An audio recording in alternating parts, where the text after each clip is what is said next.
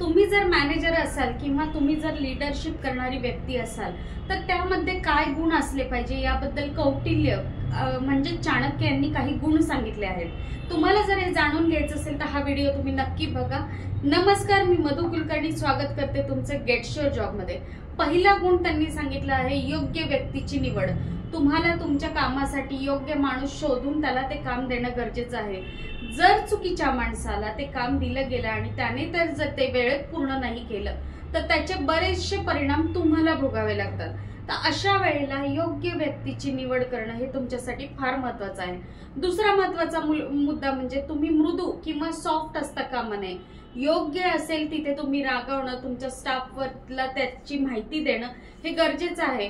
पण जर चलता है असं तुमचं नेचर नसावं की मी ही चूक केली तरी मला साहेब काही बोलणार नाही किंवा काही होणार नाही, हे तुमचं नेचर असतं कामा नये। लीडरशिप करत आहात तर यू शुड बी स्ट्रॉंग। नवीन पुढचा जो मुद्दा आहे तो तेच आहे, तुम्ही स्ट्रॉंग कठोर असलं पाहिजे। जिथं चुकलं आहे, जिथं गरज आहे तिथं तुम्ही कठोर होऊन बोलणं हे अतिशय गरजेचं आहे। तर त्या माणसाला कळेल की इथं आपल्याला टोकलं जातंय और इथं आपली चूक आहे ती दाखवली जाते, नाहीतर ते तुम्हाला यूज टू असं धरलं जाईल। मग त्याचा परिणाम असा होईल की तुमचा त्यांच्यावरचा इम्पॅक्ट जो आहे तो कमी होईल। लीडर असणारा माणूस नेहमी जर तुमच्या टीमला पुढे जाऊन जर सगळं गाईड करतोय तर त्याच्यामध्ये हा गुण असणं योग्य आणि स्ट्रॉंग असलाच पाहिजे। कठोर म्हणजे याचा अर्थ नाहीये की तुम्ही उठता बसता त्यांना रागवलं पाहिजे। योग्य ठिकाणी त्यांना जर चूक झाली असेल तर सांगणं, त्यांचं काय चुकलं आहे आणि योग्य तिथं निर्णय घेणं हा तुमचा त्यातला सांगण्याचा मुद्दा आहे। चौथा महत्त्वाचा मुद्दा आहे म्हणजे दोष कुठे नाहीये।